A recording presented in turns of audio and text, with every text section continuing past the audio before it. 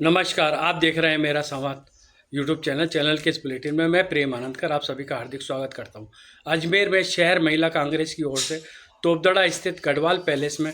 नारी न्याय सम्मेलन और शहर महिला कांग्रेस अध्यक्ष पार्षद लक्ष्मी बुंदेल का पदभार ग्रहण समारोह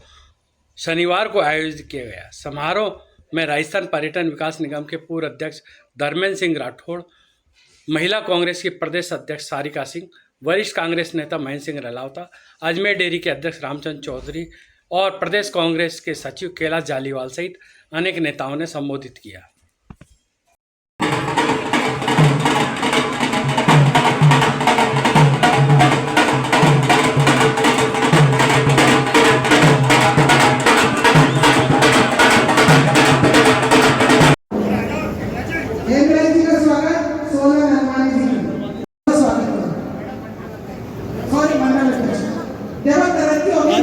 कभी कभी सरस्वती जी जवान पे बैठती हो सकता मंडल अध्यक्ष से ब्लॉक अध्यक्ष प्रमोशन हो जाए।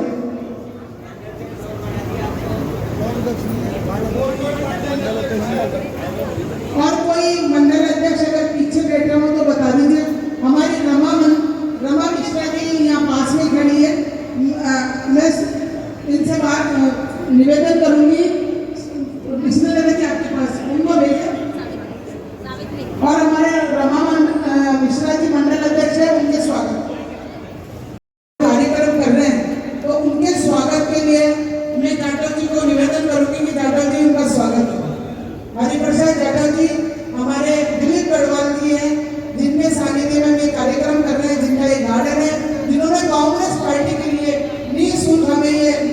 दिया है, तो इसके लिए एक जोरदार ताली यही इनाम देना चाहूंगी, जिससे कि आगे का कार्यक्रम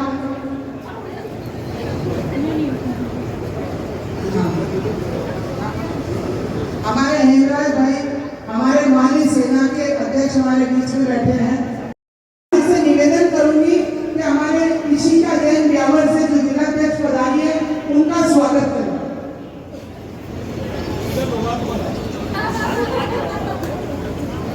सबका प्रेम है सर।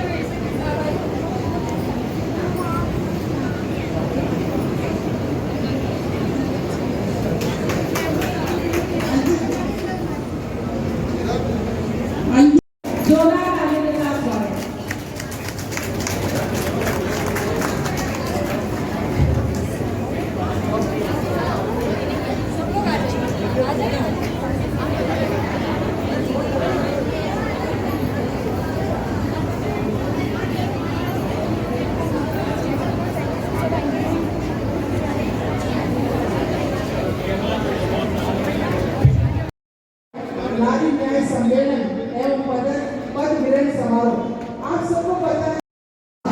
कि राजीव गांधी जी की सोच थी कि महिलाओं को आगे आए, और उसी का नतीजा है कि हम इतने कदम से कदम मिलाकर इनके साथ चल रहे हैं और इस देश को ये जरूरत है। अब मैं इसी कड़ी में बुला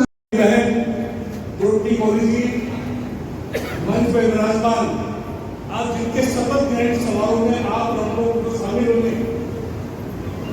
लक्ष्मी बुंदेल जी, तमाम मंच,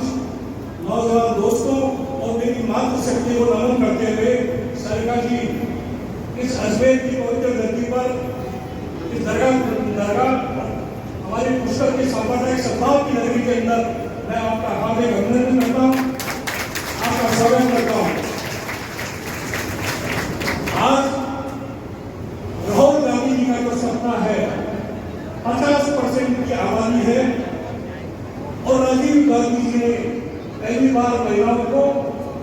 नगर निगम के चुनाव और पंचायतों में 33% जो आरक्षण देकर जो मजदूरी प्रदान की थी, उसी मूल रूप के अंदर एक द्रौपदी मुर्मू की आपके साथ में बैठी है। मैं आप लोगों से निवेदन करना चाहता हूँ कि आप जितने लोग यहाँ बैठे सारिका जी के सामने शपथ लें कि राहुल गांधी के सपने को साकार करने के लिए, हमारे यहाँ राजस्थान में कांग्रेस पार्टी को मजबूत करने के लिए एकजुटता के साथ आगामी नगर निगम के चुनाव के अंदर अजमेर का मेयर बनाकर सारिका जी को धन्यवाद देना चाहेंगे। यही संकल्प लेकर हम लोग जाए। लक्ष्मी बुंदेल जी, आपको बहुत बहुत बधाई, आपकी पूरी साथियों को बधाई।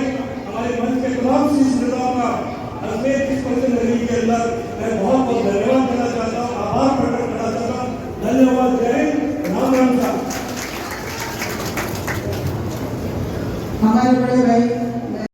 आप बिहार को ले लीजिए, किस तरीके से चुनाव आयोग का और सुप्रीम कोर्ट का ये सहारा लेकर के और चुनाव में कब्जा करने की कोशिश कर रहे हैं, लेकिन जनता जान चुकी है और निश्चित रूप से अब इनका जो ग्राफ है वो नीचे आ गया है।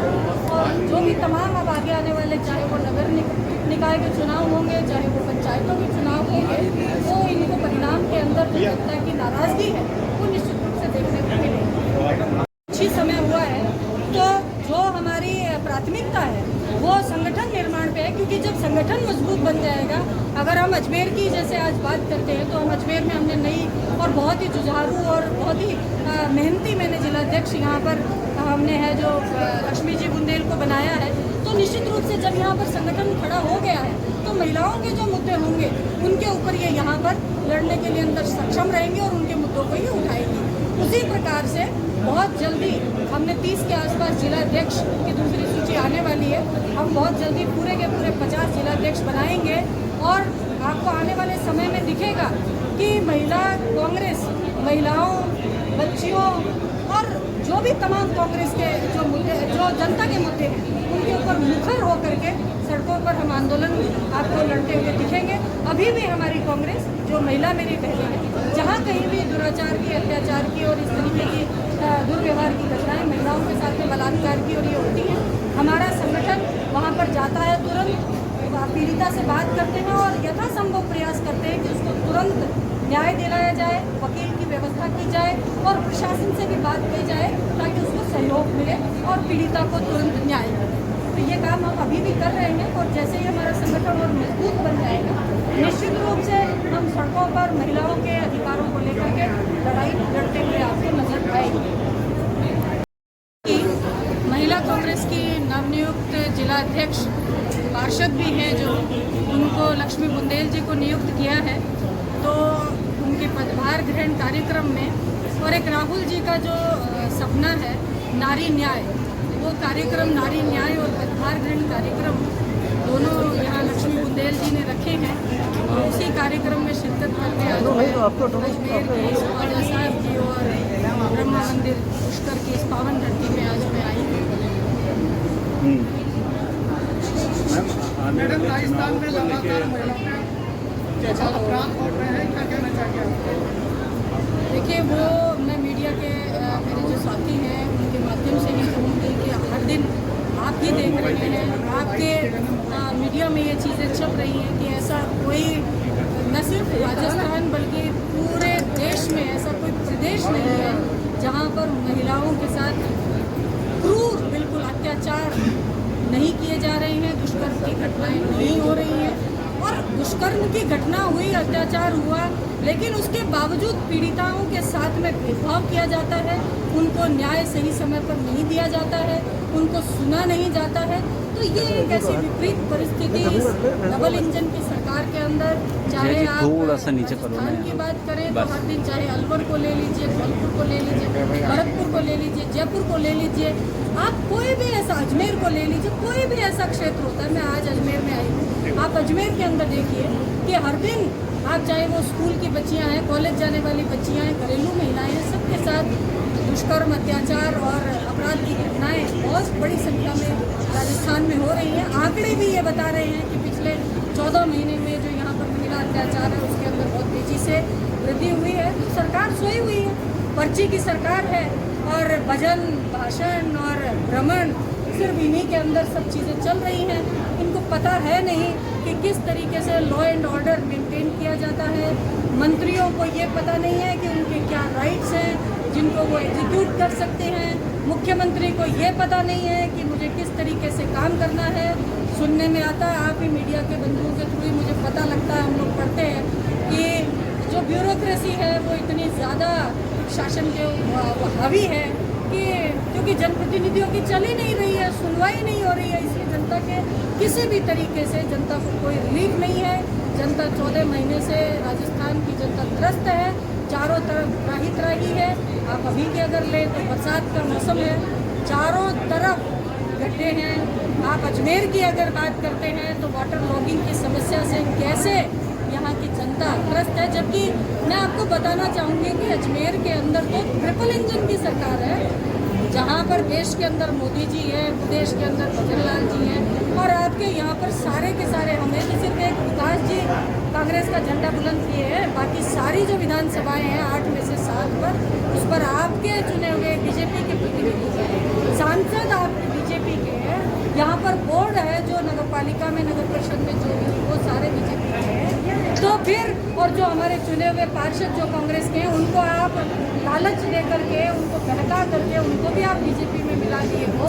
तो फिर सारी जिम्मेदारी आप देखिए ना किसकी बनती है। पुल टूट रहे हैं, उनकी कोई सुनवाई नहीं है, उनके ऊपर कोई किसी तरीके की जुडिशियल जो इंक्वायरी है वो नहीं हो रही है,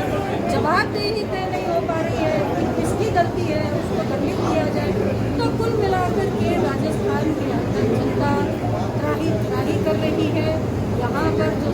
शासन और सरकार नाम की चीज़ है वो दिया लेकर ढूंढने से भी मिल नहीं रहा है। और बात अगर हम करते हैं कांग्रेस की, तो हम विपक्ष में हैं, लेकिन फिर भी लगातार 14 महीने से हमारे तमाम नेता, चाहे वो देश स्तर के हैं, चाहे वो राज्य स्तर के हैं, और चाहे वो जिले स्तर के हैं। अगर हम जिले की बात करते हैं तो आप धर्मेंद्र जी को ले लीजिए, यहाँ के जिलाध्यक्ष को ले लीजिए, द्रौपदी जी को ले लीजिए, सारे तमाम नेता, विकास जी को ले लीजिए, वो सब यहाँ पर बैठे हैं, यहाँ की लड़ाइयाँ लड़ रहे हैं और जनता को दिलाने के लिए कोशिश कर रहे हैं